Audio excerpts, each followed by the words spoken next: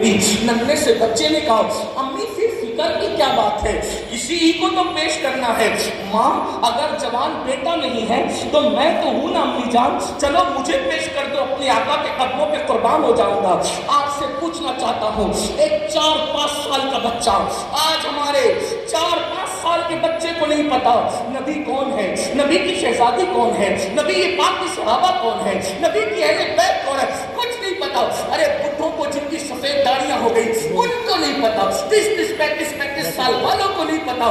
جانتے اگر کوئی پوچھ لے، اللہ اکبر، ایک سوال آیا تھا، بہت پڑھایا لکھا ماں باپ نے، بہت پڑھایا لکھایا ماں باپ نے، پوچھنے والا پوچھتا ہے ان میں سے کون نبی نہیں ہے، ان میں سے حضرت جبریل کا نام بھی تھا، ان میں سے کون نبی نہیں ہے، تو پڑھے لکھے صاحب نے جواب دیا موسیٰ نبی نہیں ہے۔ یہ حالات یہاں تک ہے، کون نبی نہیں، یہ حالات ہیں۔ اللہ اکبر، تباہ ہونے والی قوم کا طریقہ وہی اور ہے جو ہم کر رہے ہیں، برباد ہونے والی قوموں کا انداز وہی ہوتا ہے جو ہم کر رہے ہیں۔ سن لو، 4-5 سال کے بچے کے دل میں اس ماں نے محبت رسول اتنا رچا بسا دیا تھا کہ 4-5 سال کا بچہ کہہ رہا تھا ماں اگر جوان بیٹا نہیں تو مجھے لے چلو اور آقا کے قدموں پہ قربان کر دو۔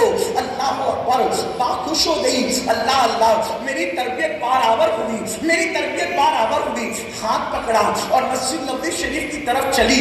جب گئی تو کیا دیکھا، میرے آقا صفے درست کروا رہے ہیں، مجاہدین کو احد کے میدان میں لے جانے کے لیے صفے درست کروا رہے ہیں۔ عورت کھڑی ہوئی ہے، خاتون کھڑی ہوئی ہے، نظر پڑی تو آقا نے بلال حبشی سے کہا اے بلال پوچھو وہ خاتون کیوں آئی، آج عورتوں کا کام تو نہیں مجاہدین کو میدان میں لے کے جانا ہے، عورتوں کا کام تو نہیں۔ حضرت بلال حبشی پہنچے، مائی کیا بات ہے، بلال آپ سے بات نہیں کرنا، بات تو رسول اللہ سے کرنی ہے۔ بلال حبشی نے کہا حضور ہی نے بھیجا، بات کیا ہے؟ تو کہنے لگی اتنی جلدی بھول گئے، آپ نے مجاہد مانگا تھا نا حضور کے لیے تو میں مجاہد لے کر آئی ہوں، آقا کو میرے پاس کرم فرمانے کے لیے، عنایتوں کے لیے عرض کریں کہ حضور تشریف لائیں۔ آقا آئے، فرمایا کیا بات ہے؟ خاتون نے کہا آقا میرے شوہر جنگ میں شہید ہو گئے ہیں اور آپ نے مجاہد مانگا ہے، آقا میرے پاس کوئی جوان بیٹا نہیں ہے سرکار، یہ ننھی سی امانت لائی ہوں، حضور اس کو قبول کر لیجئے۔ میرے آقا خوش ہوئے، بچے کے سر پہ ہاتھ رکھا اور فرمایا اے خاتون، حق و باطل کا معرکہ قیامت تک چلتا رہے گا، تیری نیت اچھی ہے، اللہ تجھے جزا دے گا، اللہ اس کا اجر دے گا۔ جا، یہ چھوٹا بچہ ہے، اس پر جہاد نہیں ہے، یہ چھوٹا بچہ ہے، نہ تلوار اٹھا سکتا ہے، نہ تیر چلا سکتا ہے، نہ نیزہ سنبھال سکتا ہے، نہ دشمن کے ساتھ مقابلہ کر سکتا ہے، لے جا، نیت اچھی، اللہ تجھے صلہ عطا کرے گا۔ اور پھر اس کے بعد دعائیں دی، حضور کی دعا لے کر جب وہ ماں پلٹنے لگی تو بچے نے ماں کا ہاتھ تھاما اور ماں کو رکنے کے لیے کہا، اور اس کے بعد میرے آقا سے کہا یا رسول اللہ، میرے ماں باپ کے قربان، میری ماں تو روزانہ سونے سے پہلے مجھے یہ درس دیتی ہے کہ نبی کی چوکھٹ وہ چوکھٹ ہے جہاں پر جانے والا کبھی خالی نہیں جاتا۔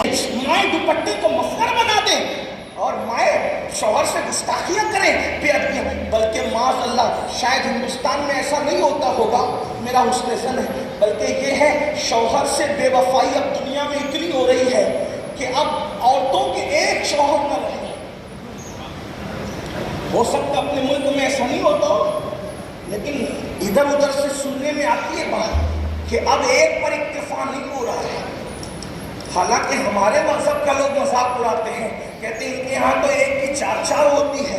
میں کہا ہمارے یہاں ایک کی 4 ہوتی ہے، ہمارے ایک کی 4 بیویاں ہوتی ہے، اچھی چیز ہے، حالانکہ اس پر بڑی سختی ہے، چاہے وہ اعتدال اور کیا کیا شرطیں، علماء سے پوچھو، ایسے منہ اٹھا کے کوئی بھی 3-4 نہیں کر سکتا، اس کے بڑی قیودات ہیں، بڑے راستے ہیں، بڑے قوانین ہیں، لیکن اتنا ضرور کہتے ہیں چلے ٹھیک ہے، کوئی تانا دیتا ہے کہ ایک کی 4 ہے تو ہم نے کہا ٹھیک ہے نہیں، لیکن ہمارے کوئی ایک عورت ایسی نہیں ہے جس کے 5 شوہر ہو۔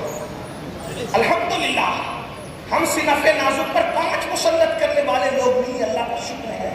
وجہ آسان سی ہے، اگر کوئی تالا ہر چابی سے کھلے تو تالا غیر معتبر ہو جاتا ہے، اگر کوئی تالا ہر چابی سے کھلے تو تالا غیر معتبر ہو جاتا ہے، اس کی اہمیت ختم ہو جاتی ہے، لیکن ایسی چابی جو ہر تالے کو کھول دے اس کی اہمیت بڑھ جاتی ہے۔ ماسٹر کی لوگ کہنے لگتے ہیں کہ یہ ہر تالا کھولتی ہے، تو بیوی تالے کی طرح ہے اور شوہر چابی کی طرح ہے. تو اللہ اکبر، ایک چابی اگر کئی تالے کھولے تو وہ اہمیت والی ہے، اور ایک چابی سے کئی تالے کھل جائیں تو وہ ماسٹر کی ہے. لیکن وہ تالا جو ہر چابی کے سامنے سرنڈر ہو جائے وہ نکال کے پھینک دیا جاتا ہے. اس لیے ہمارے یہاں شوہر کو چابی کی حیثیت دی گئی ہے کہ جتنا طاقت ہوگا وہ اتنے تالے کھولتے رہے گا، لیکن کسی عورت پر اتنا بوجھ نہیں ڈالا گیا ہے ہاں کہ وہ اتنوں کا بوجھ اٹھا سکے. 4 بھائیوں کا 5 بھائیوں کا. ہمارے یہاں تقدس ہے، ہمارے یہاں تو اتنا احتیاط ہے، اگر بھائی ہے تو اس کو دیور کہتے ہیں، اور دیور کے ساتھ بھابھی کو اکیلے بیٹھنے کی اجازت. ہمارے تقدس یہ ہے، ہمارے تقدس. جس قوم میں لوط پر پتھر برسے وہ اولاد پیغمبر تھے کہ نہیں تھے؟ جن کو ہواؤں کے ذریعے تباہ کر دیا گیا وہ اولاد پیغمبر تھے کہ نہیں تھے؟ جن کو زمین کے زلزلے میں دھسا دیا گیا وہ اولاد پیغمبر تھے کہ نہیں تھے؟ اب آپ سے پوچھنا چاہتا ہوں، جن کا شجرہ نسب قرآن بیان کرے، اتنا اوتھینٹک ہو جن کا شجرہ نسب کہ قرآن ان کو اولاد پیغمبر کہے، اور پھر یہ بھی کہے کہ ہم نے ان کی شکل سور اور بندر کی طرح. کیا ہمیں عبرت کے لیے کافی نہیں ہے؟ قرآن کہتا ہے فَاعْتَبِرُوا يَا أُولِي الْأَبْصَارِ، اے آنکھ والو عبرت حاصل کرو. میں آپ سے پوچھنا چاہتا ہوں، میری قوم کے جوانوں، رات کی تاریکیوں میں نرم نرم گدوں پر لیٹ کر زنا کی فلمیں دیکھنے والوں، شراب کے اڈوں کو آباد کرنے والوں، اپنی بیویوں پہ ظلم کرنے والوں، اللہ اکبر، مسجدوں کو ویران کرنے والوں، قرآن کے ساتھ ظلم کرنے والوں، قرآن کو تاک کے اندر رکھ کر کے قرآن کو بھول جانے والوں، قرآن کو پیٹ کے پیچھے ڈال دینے والوں، اور اپنی بہنوں سے کہتا ہوں، اے میری بہنوں مجھے بتاؤ، اللہ اکبر، تم نے دوپٹوں کو مفلر بنا لیا، باریک اور پتلے لباس تمہاری پہچان بن گئے، اجنبی مردوں سے تم نے باتیں شروع کر دی، فون پر لمبی گفتگو اجنبی مردوں سے کی جاتی ہے. اللہ اکبر، ایک زمانہ وہ تھا مسلمان عورتوں کی آواز کبھی پڑوس میں سنائی بھی نہ دیتی تھی. پڑوس میں کتنی عورتیں رہتی ہے یہ پڑوسی کو پتہ نہ ہوتا تھا. کس کی بیٹی بالغ ہے نہیں معلوم ہوتا تھا، کس کی بیٹی نابالغ ہے نہیں معلوم ہوتا تھا. افسوس، جس قوم کے گھروں کے پردے اور تقدس کا عالم یہ تھا، آج اس قوم کی بیٹیاں دین سے اتنی دور ہو گئی، دین سے اتنی بیگانی ہو گئی.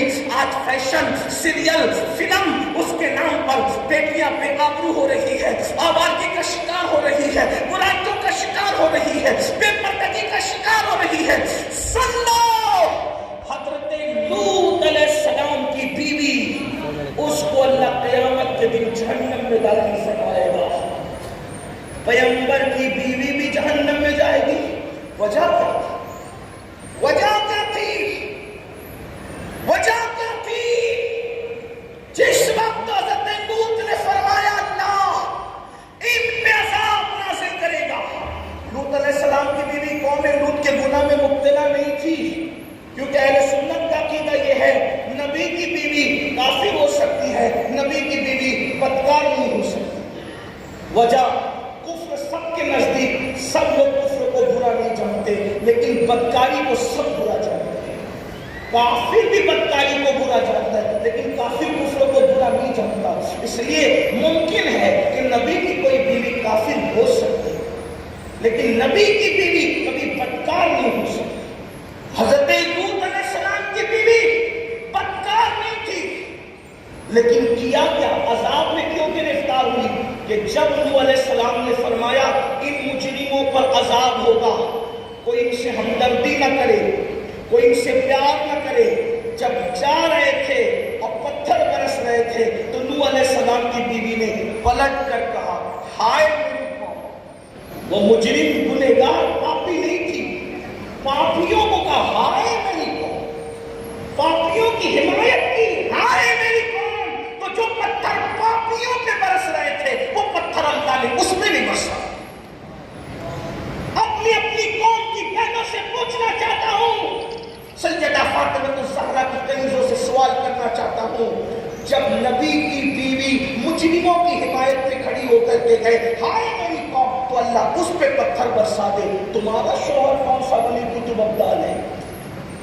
जब नबी की बीवी मुजरिमों की हिमायत में खड़ी हो जाए, उस पे पत्थर बरस, उस पे पत्थर। ये अल्लाह की शान गैरत है, ये खुदा की शान गैरत है। लोगों को खुदा की रहमत पता है, लोगों को खुदा की गैरत का ख्याल नहीं है। जब रहमत पर आते हैं, जब रहमत पर आते हैं तो असहाबे कहफ के कुत्ते को भी जन्नत में दाखिल करते हैं, और जब गैरत दिखाते हैं तो नबी के बेटे को भी जन्नत में दाखिल करते हैं, नूह अलैहिस्सलाम के बेटे की शक्ल में। अब भी हमारी आंखें नहीं खुलती। लोग कहते हैं मौलाना अल्लाह करीम है, अल्लाह करीम है, अल्लाह करीम है। खुदा को करीम जान करके गुनाह करने वालों, खुदा को कादिर जान करके जहर क्यों नहीं खाते? जब वो करीम है, वो गुनाहों पर माफ कर सकता है, वो कादिर भी तो है, जहर खाने पे जिंदगी भी तो दे सकता है। लेकिन खुदा को करीम जानकर तो गुनाह किया, खुदा को कादिर जानकर कभी जहर न खाया। इसलिए याद रखना, ये जितने गुनाह हैं, जितने जराइम हैं, सबकी वजह एक है, अल्लाह का खौफ, अल्लाह की खशियत दिलों से निकल जाना। दिलों से अल्लाह का खौफ निकल गया, दिलों से अल्लाह की खशियत निकल गई, इसलिए गुनाह पर दिलेर हो गए। याद रखें। और ये फिर खौफ कैसे निकला? खौफ निकलने की वजह क्या है? खौफ निकलने की वजह ये है, अल्लाह का खौफ दुकान से खरीदा नहीं जा सकता, अल्लाह का खौफ आर्टिफिशियल तौर पर जो है जब लिया नहीं जा सकता, अल्लाह का खौफ, अल्लाह अकबर, कहीं से निकाल करके अपने दिल में डाला नहीं जा सकता। खुदा का खौफ दिल में पैदा कैसे होता है? अल्लाह की खशियत दिल में पैदा कैसे होती है? तो मेरा अल्लाह फरमाता है, इन्नमा यख्शल्लाह मिन इबादिहिल उलमा, कि बेशक अल्लाह से डरने वालों, अल्लाह से डरने वाले वो लोग हैं, अल्लाह के बंदों में अल्लाह से डरने वाले वो लोग हैं जो साहिबे इल्म। पता चला खुदा का खौफ इल्म की वजह से आता है, और जिस कौम के पास इल्म ही नहीं, उसके पास खौफ खुदा। इल्म आता है तो खौफ खुदा। और एक बात याद रखना, सच्चे आलिम की पहचान भी यही है।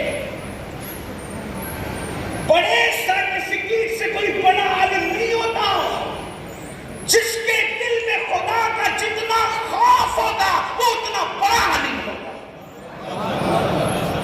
अगर खुदा